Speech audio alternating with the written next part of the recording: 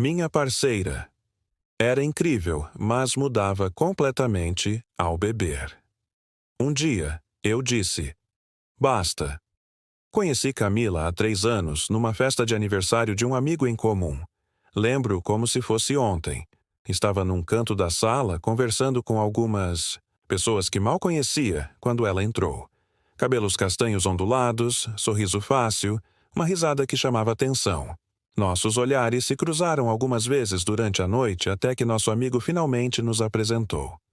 Vocês dois têm muito em comum, ele disse. Não imaginava o quanto ele estava certo e errado ao mesmo tempo.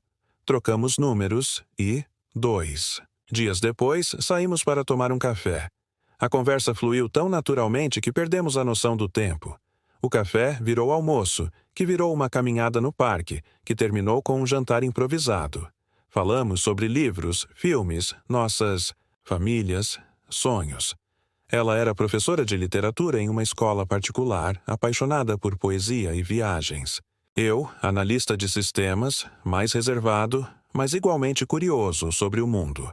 Ela era tudo o que eu sempre quis: inteligente, engraçada, cheia de vida. Nosso relacionamento começou como um sonho. Nos primeiros meses éramos inseparáveis. Camila me apresentou a novos hobbies, me levou a lugares que nunca tinha ido antes. Comecei a praticar escalada por influência dela, algo que jamais imaginei fazer. Ela me ensinou a apreciar poesia contemporânea, e eu mostrei a ela o fascinante mundo da astronomia amadora. Aos finais de semana, fazíamos piqueniques, visitávamos exposições ou simplesmente ficávamos em casa assistindo séries. Ela tinha o dom de transformar momentos simples em memórias especiais. Uma vez, durante uma queda de energia, improvisamos um acampamento na sala com lanternas e contamos histórias de terror como adolescentes. Eu realmente achava que tinha encontrado minha alma gêmea. Nossas famílias se deram bem desde o início. Minha mãe, sempre crítica com minhas namoradas anteriores, adorou Camila instantaneamente. Essa é especial, ela me disse após o primeiro almoço em família. Os amigos comentavam como formávamos um casal equilibrado, como nos complementávamos. Após 6 meses, decidimos morar juntos. Foi uma transição natural, sem grandes discussões ou dúvidas. Nosso apartamento pequeno logo se encheu de livros, plantas e lembranças de momentos compartilhados. Nas manhãs de domingo, ela preparava café enquanto eu fazia panquecas. Criamos nossas próprias tradições, nossos próprios rituais. Planejávamos viagens, falávamos sobre o futuro com naturalidade. Pela primeira vez, conseguia me imaginar construindo uma vida ao lado de alguém. Mas havia um lado dela que só aparecia quando bebia. A primeira vez que notei foi numa festa de empresa, cerca de 8 meses depois que começamos a namorar. Até então, tinha visto Camila beber socialmente, uma taça de vinho no jantar, uma cerveja num happy hour, nada que alterasse seu comportamento significativamente. Naquela noite, porém, foi diferente. Era um evento importante para mim, a celebração de uma promoção que tinha conseguido após meses de trabalho intenso. Camila bebeu algumas taças de vinho e, de repente, sua personalidade mudou completamente. Estávamos conversando com meu chefe e sua esposa quando ela interrompeu a conversa. Você realmente vai usar essa camisa? Parece que você se veste no escuro, ela disse, rindo alto para que todos ouvissem. Fiquei sem graça, mas tentei disfarçar com um sorriso forçado. Mais tarde, quando comentei sobre o incidente no táxi voltando para casa, ela pareceu genuinamente surpresa. Foi só uma brincadeira, meu amor. Você está sendo muito sensível. No dia seguinte, ela se desculpou, disse que tinha bebido demais e prometeu ter mais cuidado. Acreditei nela. Afinal, todos cometemos erros. Com o tempo, esses episódios ficaram mais frequentes. Quando sóbria, Camila era atenciosa e carinhosa. Quando bebia, se transformava. Era como se uma outra pessoa assumisse seu corpo. Alguém, crítico, impaciente e, às vezes, cruel. Numa reunião com amigos após seu terceiro drink, ela começou a contar histórias embaraçosas sobre mim, exagerando detalhes para provocar risadas. Quando percebi que estava desconfortável, ela disse na frente de todos: "Você é tão sem graça. Por que não consigo ter um namorado que saiba se divertir de verdade? Em outra ocasião, durante um jantar com colegas de trabalho dela, Camila começou a comparar-me com seu ex-namorado. Pedro era muito mais aventureiro, sabe? Ele me levou para fazer paraquedismo no nosso terceiro encontro. Já meu atual... E deixou a frase no ar com um olhar de decepção. Todos na mesa ficaram constrangidos. Eu me senti diminuído, como se não fosse suficiente. Todo mundo aqui tem histórias interessantes para contar. Menos você, ela comentou. Durante uma reunião com amigos em nossa casa, depois de várias doses de gin. Quando tentei mudar de assunto, ela insistiu. Viu? Ele sempre foge quando o assunto fica interessante. Uma noite, depois de um jantar com meus pais para celebrar o aniversário de casamento deles, ela bebeu mais do que deveria. Meus pais, não. São grandes apreciadores de álcool, então notei seus olhares preocupados quando Camila pediu a terceira taça de vinho. No caminho para casa, ela começou. Sua família é tão entediante quanto você. Agora entendo de onde vem esse seu jeito. Apagado. Fiquei em silêncio o resto do trajeto. Um nó na garganta. Quando chegamos em casa, ela adormeceu imediatamente. Passei horas acordado, repassando mentalmente os eventos da noite, questionando se estava exagerando em minha reação. Quando tentei conversar sobre isso no dia seguinte, ela não se lembrava de nada e disse que eu estava exagerando. Não falei isso, e se falei, não foi com essa intenção. Você sempre distorce minhas palavras quando bebo. Comecei a notar um padrão. Camila bebia, me magoava com palavras ou atitudes. Depois, não. Se lembrava ou minimizava o ocorrido. Eu acabava me sentindo culpado por ficar chateado, como se minha reação fosse o problema, não suas ações. Em um feriado prolongado, viajamos para a praia com um casal de amigos. Na segunda noite, após algumas caipirinhas, Camila começou a falar sobre nossa vida íntima na frente deles, revelando detalhes que me deixaram extremamente desconfortável. Quando pedi discretamente que mudasse de assunto, ela revirou os olhos. Sempre tão reprimido. Talvez, se você fosse mais aberto, nossa vida sexual não seria tão previsível. Naquela noite, dormi na sala. Quando acordei, encontrei Camila chorando na varanda. Não sei o que deu em mim, ela disse. Prometo que vou controlar a bebida. Não quero te magoar. Sua sinceridade parecia genuína. Seus olhos, vermelhos de tanto chorar, imploravam por perdão. E eu perdoei, mais uma vez. Mas as promessas duravam. Pouco. 2 semanas depois, em um happy hour com meus colegas de trabalho, o ciclo se repetiu. Após alguns drinks, ela começou a questionar minhas escolhas profissionais na frente de todos. Ele poderia estar ganhando o dobro se não fosse tão acomodado? Disse para meu gerente como se eu não estivesse presente. Quando voltamos para casa, tentei novamente abordar o assunto. Acho que você fica diferente quando bebe, comentei. Com cuidado, tentando não soar acusatório. Diferente como? Ela perguntou na defensiva. Você diz coisas que me magoam. Coisas que nunca diria sóbria. Talvez eu só tenha coragem de dizer a verdade quando bebo. Ela respondeu antes de se trancar no banheiro. Aquela frase ficou ecoando na minha mente por dias. Seria aquela a verdadeira Camila? A pessoa crítica e às vezes cruel que emergia. Após alguns drinks? Ou seria a Camila carinhosa e atenciosa do dia a dia? Comecei a me perguntar se conhecia realmente a pessoa com quem dividia minha vida. Quando tentei falar sobre o problema com nossos amigos, a resposta era sempre a mesma. Ela só fica mais solta quando bebe, não leve tão a sério.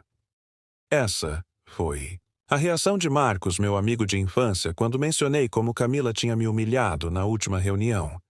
Estávamos tomando café numa manhã de sábado, um ritual nosso desde os tempos de faculdade. Marcos conhecia Camila há quase tanto tempo quanto eu e sempre admirou seu espírito livre. Todas as pessoas ficam diferentes com álcool. Ele continuou dando de ombros. Minha esposa vira uma filósofa depois de 2 taças de vinho. Você está sendo muito sensível. Essa palavra, sensível, começou a me perseguir. Era como se meus sentimentos fossem um exagero, uma falha de caráter. Como se a dor que sentia não fosse legítima. Ricardo e Paula, outro casal de amigos próximos, reagiram de forma semelhante quando presenciaram Camila me criticando durante um jantar, em sua casa. Depois que ela foi ao banheiro, Paula comentou: "Ela tem uma língua afiada quando bebe, hein?" Mas logo emendou: "Mas é só o jeito dela. Todo mundo fica diferente com álcool, você está sendo muito sensível." Novamente aquela palavra. Sensível. Como se fosse uma acusação. "Vocês formam um casal tão bonito", Ricardo acrescentou, mudando de assunto. "Todas as relações têm problemas. Ninguém é perfeito." Comecei a me questionar se estava mesmo exagerando. Talvez fosse apenas minha insegurança interpretando mal as palavras dela. Talvez eu devesse ser mais compreensivo, menos sensível. Até meus pais, que testemunharam alguns desses episódios, tentavam minimizar a situação. "Ela é jovem ainda, está descobrindo seus limites", meu pai comentou após um almoço de domingo particularmente tenso, onde Camila, após algumas taças de vinho, começou a criticar a decoração da casa deles, chamando-a de antiquada e sem personalidade. "Sua mãe e eu também tivemos nossos momentos difíceis no início", ele continuou. "Faz parte do processo de adaptação de um casal." Minha mãe, sempre mais observadora, parecia menos convencida, mas mesmo assim tentava encontrar justificativas. Talvez ela esteja passando por alguma pressão no trabalho. As pessoas às vezes descontam em quem está mais próximo. Era como se todos ao meu redor estivessem determinados a não enxergar o que estava acontecendo. Ou talvez eu estivesse vendo problemas onde não existiam. Essa dúvida constante começou a corroer minha confiança, não apenas no relacionamento, mas em minha própria percepção da realidade. Minha irmã, Ana, que mora em outra cidade e nos visitava raramente, foi a única que notou algo errado. Ela veio passar um final de semana conosco para conhecer melhor Camila, já que não pôde comparecer à festa onde nos conhecemos. Organizamos um jantar em casa com alguns amigos para celebrar sua visita. A noite começou tranquila. Camila estava animada, contando histórias sobre suas aulas, fazendo todos rirem. Mas, conforme as garrafas de vinho foram esvaziando, sua atitude mudou. Começou com pequenos comentários sobre minha roupa, depois sobre como eu tinha preparado o jantar. "O frango está um pouco seco, não é?" Ele nunca acerta o ponto da carne. Ana observava tudo com atenção, seu sorriso diminuindo gradualmente. O ponto crítico veio quando, após algumas doses de tequila que um amigo trouxe, Camila começou a contar detalhes íntimos da nossa vida para todos, ignorando meus pedidos para parar. "Vocês não vão acreditar, mas ele chora assistindo filmes de cachorro. Da última vez tive que pausar o filme para ele se recompor", ela disse, provocando risadas constrangidas. "E na cama? Tão previsível que às vezes finjo dormir para evitar a mesma rotina." Vi o choque nos olhos da minha irmã. Tentei mudar de assunto, mas Camila continuou. Cada revelação mais humilhante que a anterior. Quando finalmente consegui encerrar a noite e os convidados foram embora, Ana me pediu para conversarmos a sós. "Isso não é normal", ela me disse, sentada na beira da cama do quarto de hóspedes, enquanto Camila dormia no nosso quarto. "O jeito como ela te trata quando bebe, isso não é saudável. Ela só fica mais solta com álcool." Repeti automaticamente o que todos me diziam. "Não, isso é diferente", Ana insistiu. "O álcool não muda a personalidade de alguém completamente. Ele apenas revela o que já está lá, escondido sob a superfície." Suas palavras me atingiram como um soco no estômago. Era a primeira vez que alguém validava o que eu sentia, que reconhecia que havia algo profundamente errado na dinâmica do nosso relacionamento. "Você merece ser tratado com respeito, sempre", ela continuou. "Não apenas quando ela está sóbria." Aquela conversa com Ana plantou uma semente de clareza em meio à confusão que eu vivia. Nos dias seguintes, comecei a observar nosso relacionamento com outros olhos, mais atentos aos padrões que se repetiam. Tentei conversar com Camila várias vezes. Numa manhã de domingo, enquanto tomávamos café na varanda, criei coragem. "Acho que você deveria diminuir a bebida", sugeri com cuidado. "Você fica diferente quando bebe." Ela colocou a xícara na mesa com força, derramando um pouco de café. Diferente como? Você diz coisas que me magoam. Coisas que não diria normalmente. Ela ficou furiosa. Agora você controla o que eu bebo? Qual é o próximo passo? Controlar com quem eu falo? O que eu visto? Não é sobre controle, tentei explicar. É sobre como me sinto quando você bebe.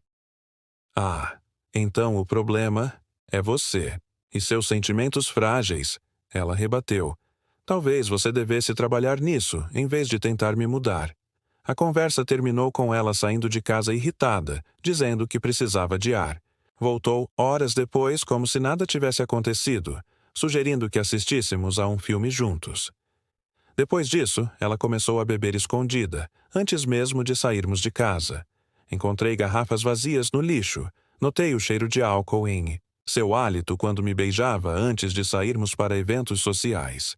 Era como se nossa conversa tivesse piorado a situação em vez de melhorá-la. Meus amigos continuavam cegos à realidade. Vocês formam um casal tão bonito, repetiam como um mantra. Todas as relações têm problemas, e eu acreditava nisso. Pensava que talvez fosse apenas uma fase, que ela mudaria com o tempo, que nosso amor seria forte o suficiente para superar esse obstáculo. Afinal, quando estava sóbria, Camila era tudo o que eu sempre quis. Carinhosa, inteligente, divertida. Mas, cada vez que ela bebia, eu me sentia menor, mais insignificante. Comecei a me retrair em eventos sociais, temendo o momento em que ela começaria a beber e a pessoa que amava desapareceria, substituída por alguém que parecia sentir prazer em me diminuir. Uma noite, após um jantar com colegas de trabalho, dela onde Camila bebeu excessivamente e passou a noite fazendo comentários sobre minha falta de ambição profissional, tentei novamente abordar o assunto no caminho para casa. Você percebe como muda quando bebe? Perguntei enquanto dirigia. Lá vem você de novo com essa história. Ela suspirou, olhando pela janela. Se está tão infeliz comigo, por que não termina logo? Não quero terminar, respondi sentindo um nó na garganta. Quero que voltemos a ser como éramos antes. Antes de quê? De você começar a implicar com tudo o que faço? Antes de a bebida se tornar um problema entre nós. Ela riu, um riso amargo que nunca tinha ouvido antes. A bebida não é o problema. O problema é você não saber lidar com a verdade. Quando bebo, sou mais autêntica. Se isso te incomoda, talvez devesse se perguntar por quê. Chegamos em casa em silêncio. Aquela noite, dormi no sofá, incapaz de compartilhar a cama com alguém que parecia ter duas personalidades completamente distintas. A mulher por quem me apaixonei e a estranha cruel que emergia após alguns drinks. Na manhã seguinte, Camila agiu como se nada tivesse acontecido. Preparou o café, perguntou sobre meus planos para o dia, sugeriu que assistíssemos a um filme à noite. O ciclo continuava. Bebida, humilhação, negação, normalidade. E eu, preso nessa montanha-russa emocional, cada vez mais confuso sobre o que era real e o que era exagero da minha parte. Comecei a desenvolver ansiedade antes de qualquer evento social.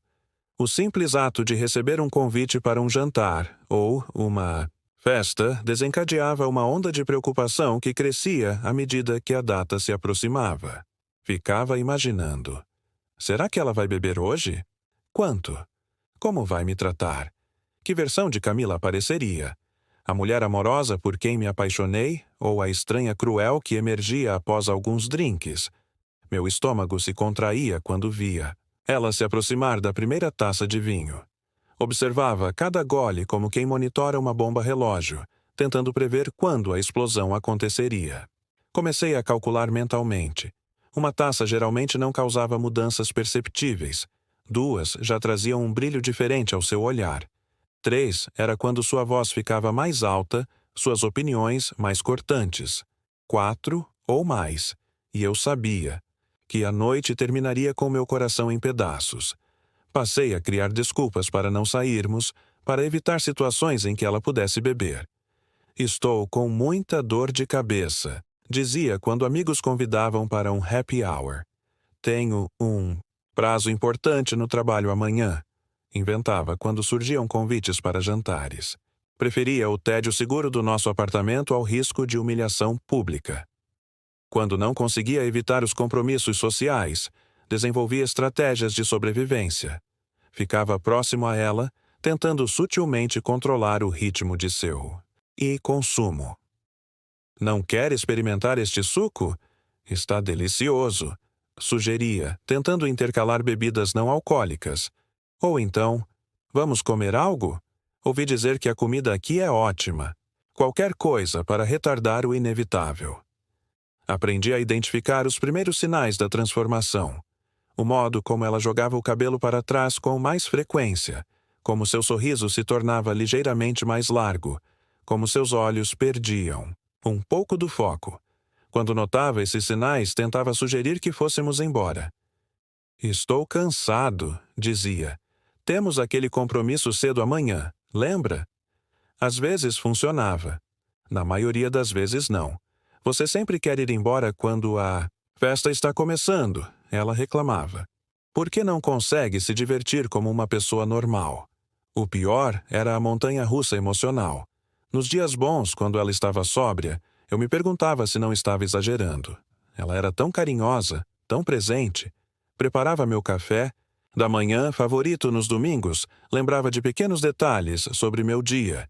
Me enviava mensagens doces no meio da tarde só para dizer que estava pensando em mim. Você é a melhor coisa que já aconteceu na minha vida, ela dizia, aninhada em meus braços enquanto assistíamos a um filme. E eu acreditava. Nesses momentos, o futuro parecia possível, brilhante até. Mas bastava uma taça de vinho para que tudo mudasse.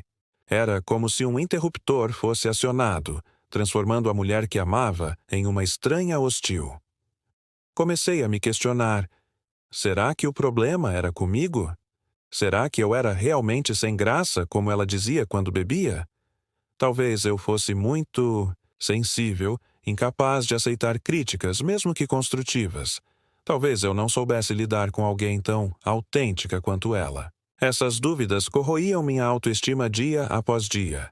Comecei a me ver pelos olhos dela quando bebia, entediante, previsível, sem ambição. Passei a duvidar de minhas escolhas, de meus gostos, de minha personalidade. Quem era eu, afinal? A pessoa segura e equilibrada que acreditava ser, ou o homem patético que ela descrevia após algumas doses? Meu desempenho no trabalho começou a sofrer. Não conseguia me concentrar.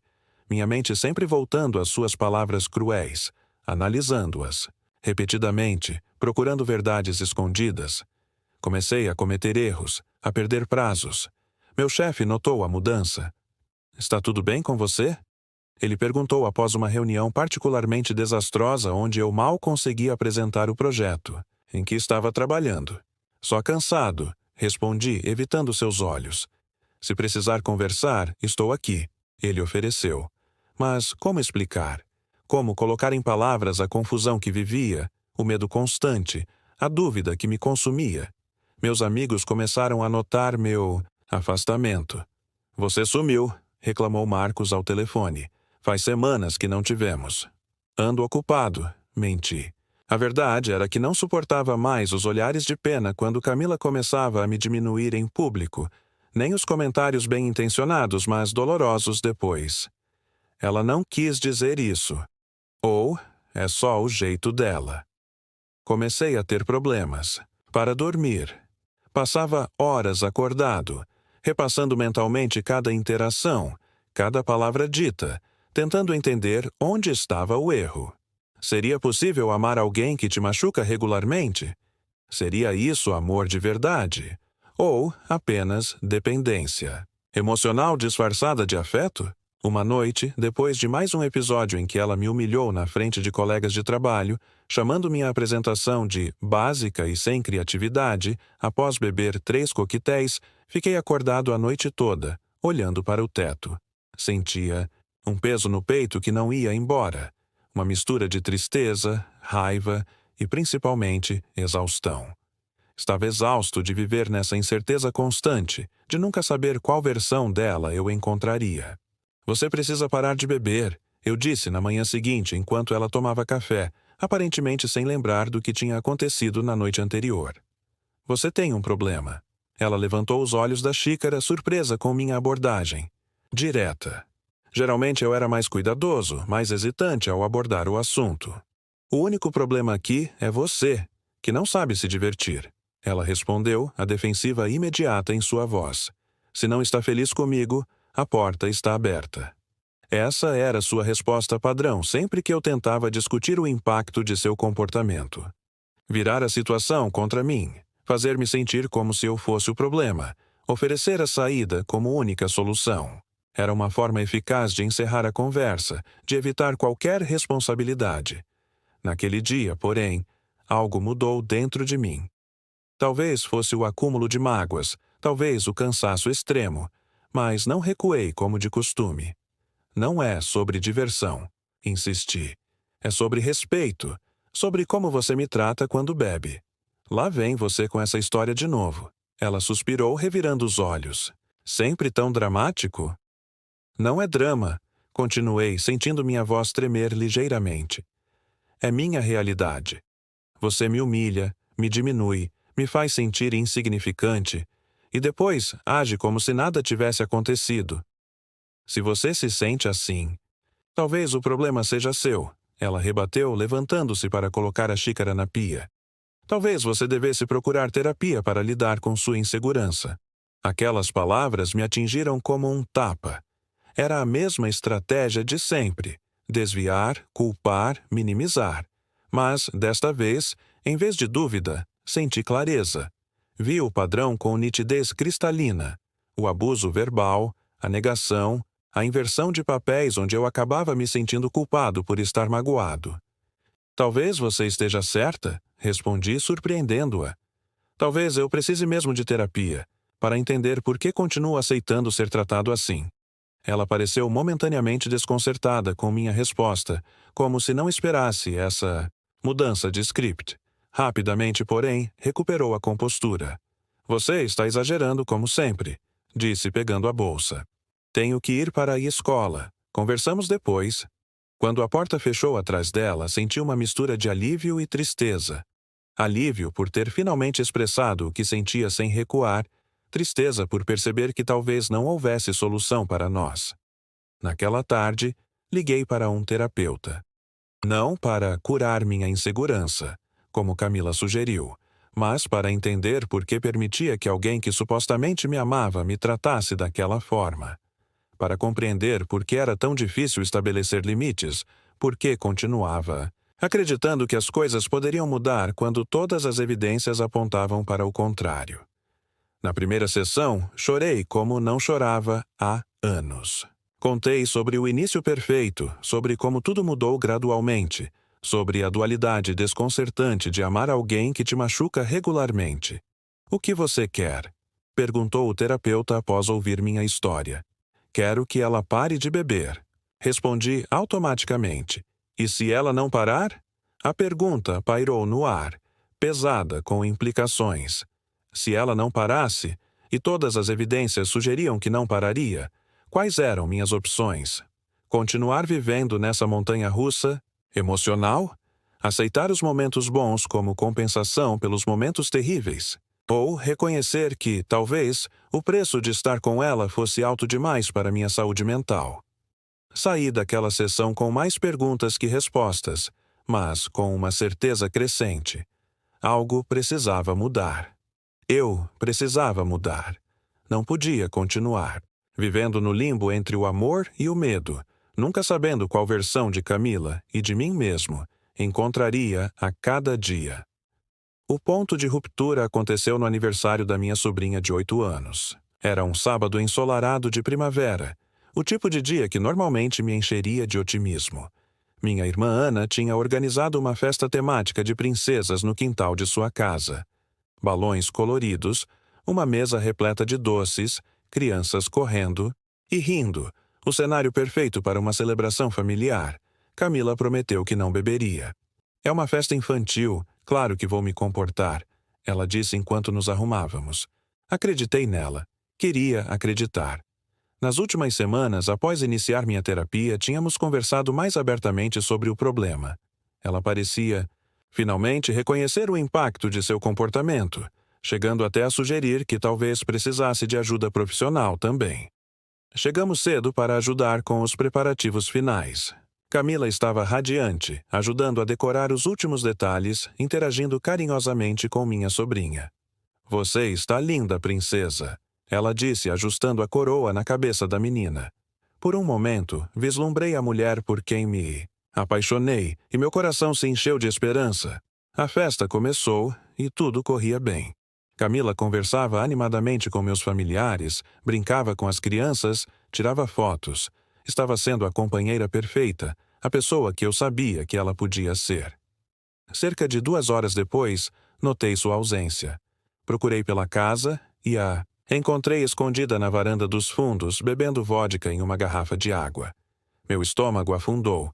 Ela não me viu imediatamente, o que me deu alguns segundos para observá-la. O modo furtivo como olhava ao redor antes de cada gole.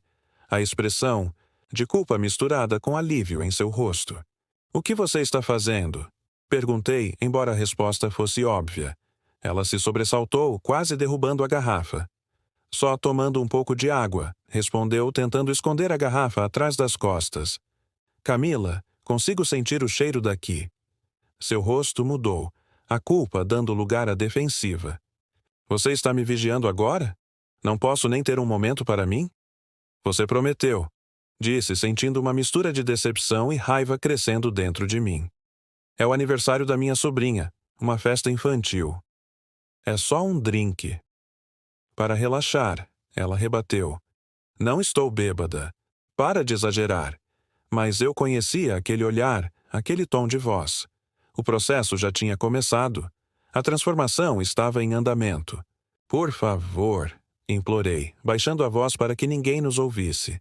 "Vamos embora antes que..." "Antes que o quê?" Ela interrompeu, sua voz subindo. "Antes que eu estrague tudo, como você sempre diz, estou cansada das suas acusações." Algumas pessoas começaram a olhar em nossa direção. Tentei acalmá-la, sugerindo que continuássemos a conversa em outro lugar, mas era tarde demais. Ela voltou para a festa, ignorando meus apelos, a garrafa de água firmemente em sua mão. Durante a próxima hora, observei com crescente ansiedade, enquanto ela bebia cada vez mais, tornando-se gradualmente mais barulhenta, mais desinibida. Começou a interromper conversas, a falar alto demais, a fazer piadas inapropriadas para um ambiente com crianças. Quando minha mãe pediu gentilmente que ela baixasse o tom, Camila explodiu. "Agora entendo por que seu filho é tão reprimido. Esta família inteira é patética." Um silêncio pesado caiu sobre a festa. Minha sobrinha, que estava próxima, começou a chorar, confusa com a tensão súbita. Vi o olhar de decepção nos olhos da minha família, não direcionado a mim, mas carregado de pena, o que, de alguma forma, era pior. "Vamos para casa", disse firmemente, pegando-a pelo braço. A festa mal começou.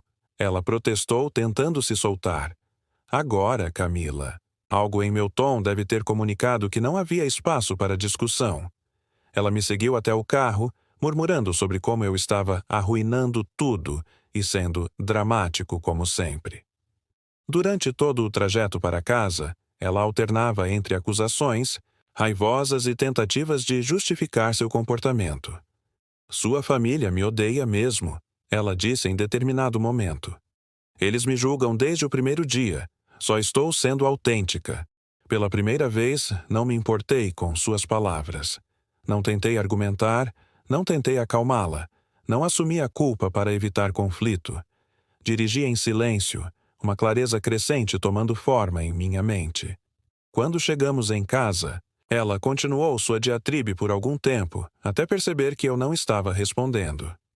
"O que foi? Agora vai me dar o tratamento do silêncio?"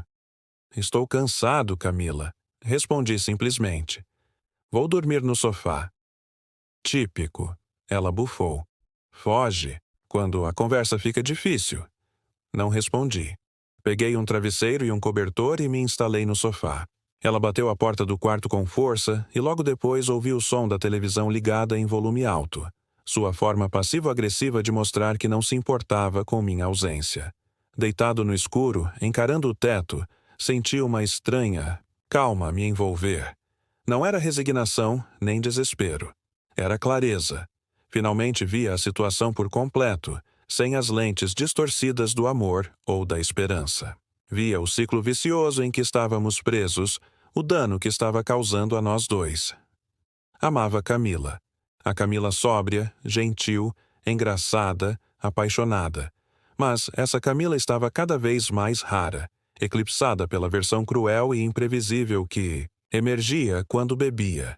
E essa versão estava tomando conta, expandindo-se como uma mancha de óleo sobre água limpa. Na manhã seguinte, quando ela acordou, suas malas estavam prontas na porta. Não foi uma decisão impulsiva.